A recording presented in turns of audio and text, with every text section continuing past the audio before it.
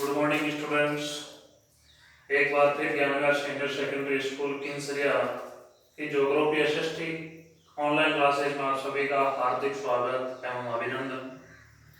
शिक्षक आपके द्वार कार्यक्रम में भी आप सभी का हार्दिक स्वागत एवं अभिनंदन।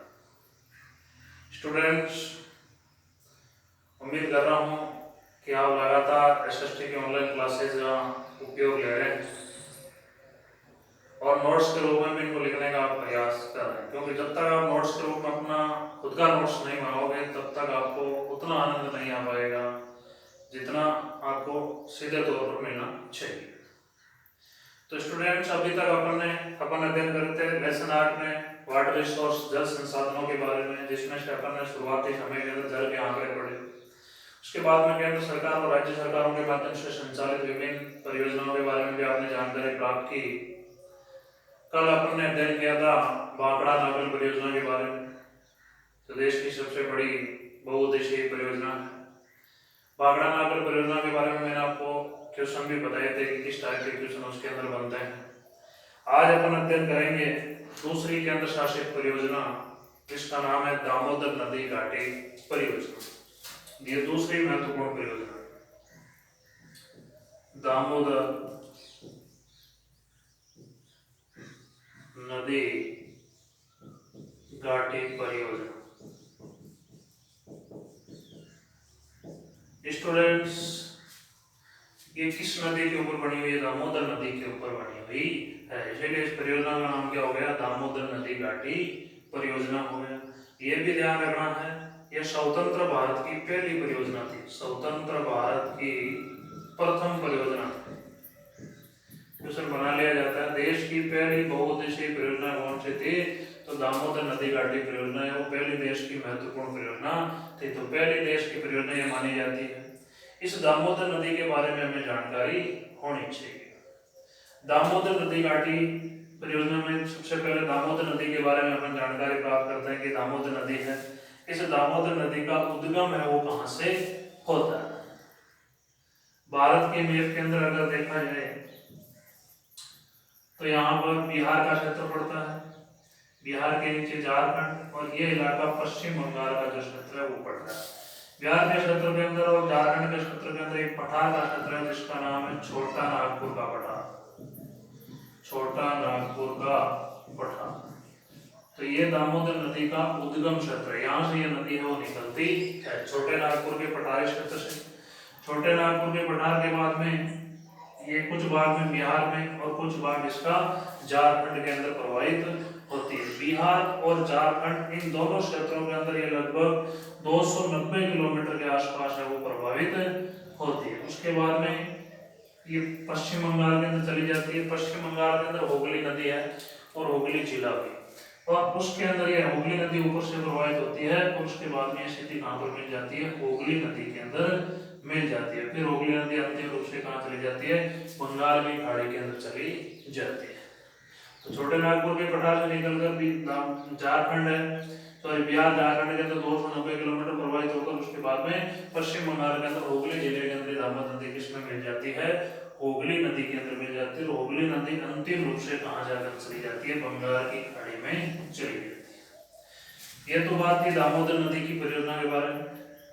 अब ये जो परियोजना है वो किन राज्यों की संयुक्त परियोजना है? कौन कौन से राज्य इसके अंदर संयुक्त है? तो दो राज्य इसमें संयुक्त है, झारखंड और पश्चिम बंगाल। झारखंड और पश्चिम बंगाल की संयुक्त परियोजना मानी जाती है। इस दामोदर नदी के अंदर क्या होती थी? भयंकर बाढ़ें आती थी, अत्यधिक मात्रा के अंदर बाढ़ें आती थी, जिससे विशेष रूप से पश्चिम बंगाल का जो क्षेत्र है यहाँ पर भारी मात्रा में जन धन है, कृषि की जो भूमि है उसके अंदर बहुत ज्यादा नुकसान होता था। इसीलिए भारत सरकार ने एक परियोजना थी अमेरिका की एक परियोजना थी टेनेसी नदी घाटी परियोजना, टेनेसी नदी घाटी परियोजना। भारत के जो वैज्ञानिक लोग हैं वहां गए थे, तो इस अमेरिका की जो टेनेसी नदी घाटी जिसको टीवीएस बोला जाता है, इसी को देखकर भारत के अंदर ये दामोदर नदी घाटी परियोजना है यानी डीवीएस का निर्माण वो किया गया। तो इसका प्रेरणा स्रोत क्या है? प्रेरणा यानी क्वेश्चन बना लिया जाता है दामोदर नदी घाटी को किसकी प्रेरणा लेकर बनाया गया, तो अमेरिका की टेनेसी नदी घाटी परियोजना है उसको लेकर इसका बनाया गया था। इसका उद्देश्य क्या था, किस उद्देश्य से ये परियोजना विशेष रूप से बनाई गई थी, तो पश्चिम बंगाल और झारखंड के जितने भी जो नदी घाटी क्षेत्र में जो लोग रहने वाले हैं उनमें सिंचाई, पेयजल है, अन्य प्रकार की सुविधाएं उपलब्ध कराकर वहां के लोगों का आर्थिक विकास उठाने का प्रयास करने के उद्देश्य से ही इस नदी घाटी है उसके ऊपर इस परियोजना को बनाया गया। अब इसकी कुछ 3 वैसे 5 इसकी सहायक नदियां, लेकिन इसमें अपने जो विशेष रूप से इसकी 3 सहायक नदियां मानी जाती है। दामोदर की 3 सहायक नदियां हैं, बाराकर, बोकारो व कोना। इन तीनों सहायक नदियों के ऊपर भी बांधों का निर्माण है वो किया गया। तीनों सहायक नदियों के ऊपर जैसे बाराकर नदी के ऊपर मैथान बांध बनाया गया, मैथान बांध है। मैथान के अलावा बाल पहाड़ी बांध भी इसके ऊपर बनाया गया, बाल पहाड़ी बांध। बाल पहाड़ी बांध का भी निर्माण यहीं पर किया गया, मैथान बांध है, बाल पहाड़ी है। इसी बोकारो नदी के ऊपर बोकारो बांध का निर्माण किया गया, कोनार के ऊपर कोनार बांध का निर्माण है वो किया गया। इसके अलावा दामोदर नदी के ऊपर भी एक बांध बनाया गया जिसका नाम है अदर, एक अदर बांध है और एक ब्रह्मो बांध। ये दोनों बांधों के नाम है, अदर बांध और ब्रह्मो बांध। यहाँ विद्युत घरों का निर्माण किया गया। बोकारो मेप की दृष्टि से महत्वपूर्ण ध्यान रखना, पश्चिम बंगाल में पड़ता है।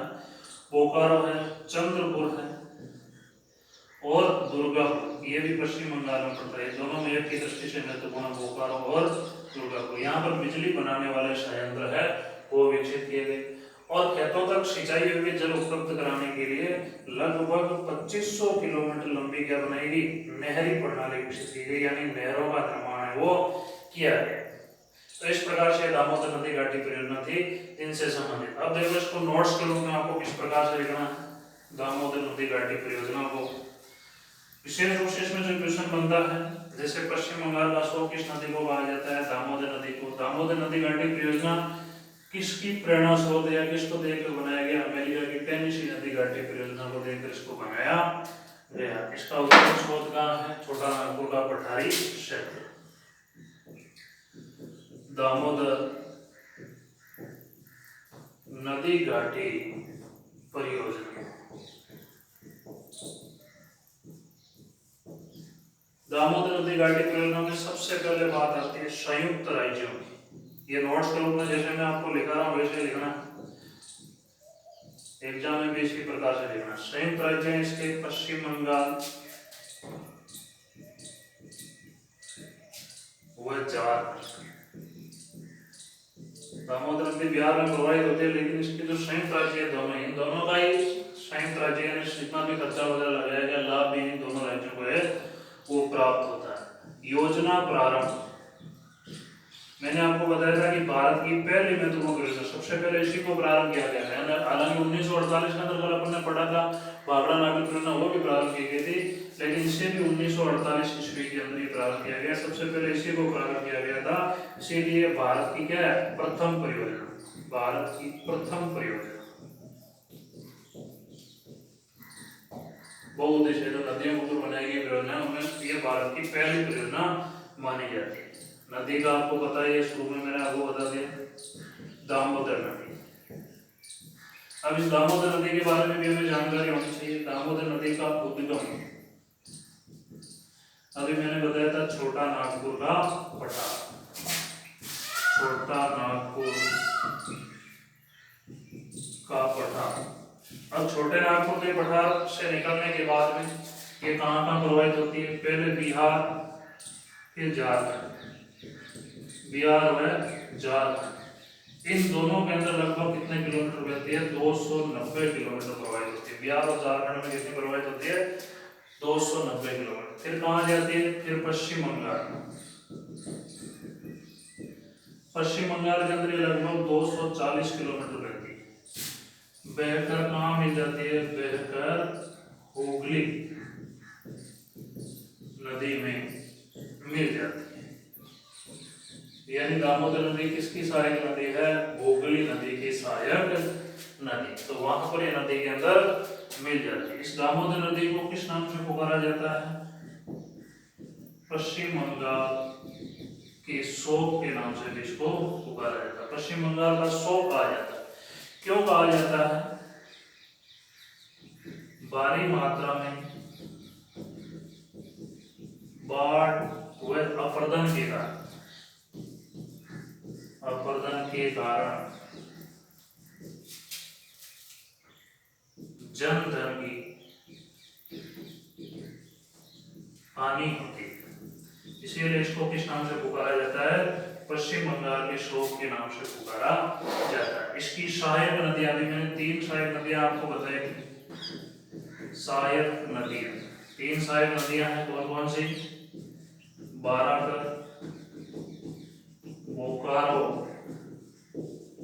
व कोनार। इसकी 3 सहायक नदियां बाराकर, बोकारो व कोनार। इसके अलावा देखो इस परियोजना की प्रेरणा अभी मैंने बताया कि ये भी महत्वपूर्ण चीज है। प्रेरणा कहां से ली गई, किस परियोजना को देखकर इसे बनाया गया? तो वो परियोजना थी अमेरिका की टेनेसी नदी घाटी परियोजना। दामोदर नदी घाटी परियोजना की प्रेरणा कहां से ली गई? अमेरिका की टेनेसी नदी घाटी परियोजना।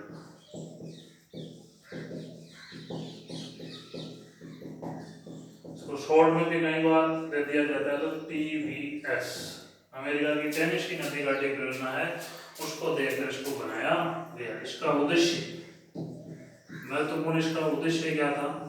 तो पश्चिम बंगाल व झारखंड इन दोनों की संयुक्त परियोजना है। तो पश्चिम बंगाल व झारखंड के नदी घाटी क्षेत्र के लोगों का आर्थिक विकास का उनका जीवन स्तर उच्च करना, जीवन स्तर उसको बढ़ाना इस परियोजना का क्या था? मुख्य उद्देश्य। अब इसके ऊपर कुछ बांध बने हुए हैं, सहायक नदियों के ऊपर भी बने हुए हैं, मुख्य नदी के ऊपर भी बांधों का निर्माण किया गया है। उन बांधों में देखो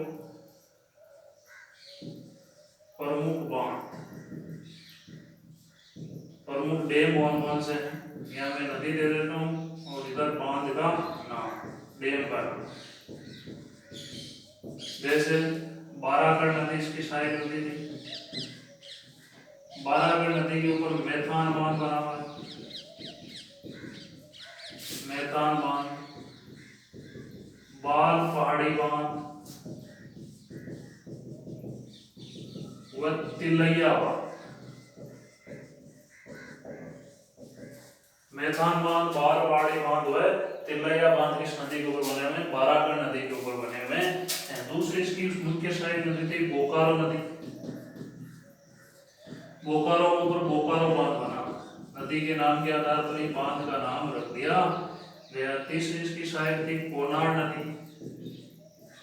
कोनार के ऊपर कोनार बांध बना। देखो सहायक नदियां नाम याद रह जाएगा तो आपको बांधों का नाम भी आपको याद रह जाएगा। मुख्य नदी जो दामोदर नदी है, इसके ऊपर एक अदर बांध है, अदर बांध और ब्रह्मो बांध।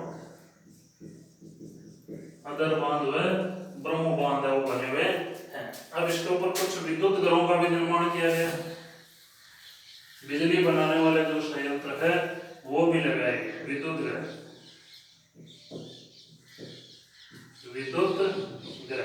विद्युत घरों में देखो बोकारो पश्चिम बंगाल में पड़ता है, ध्यान रखना, चंद्रपुर व